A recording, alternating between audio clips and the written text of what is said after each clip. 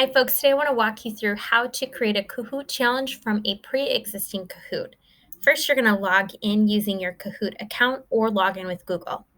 From there, you can use one of your already created Kahoots, or you can go up to this Discover button. Under Discover, you'll be able to type in your topic,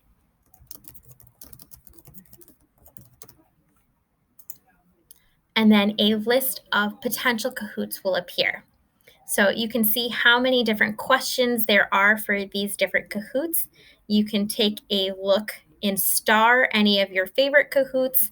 You can also sort by subject, level, and add even more filters. So if I wanted to utilize this Kahoot, I would click these three dots right here.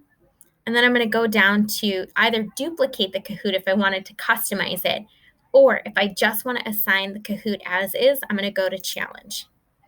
From challenge, I can set a specific time.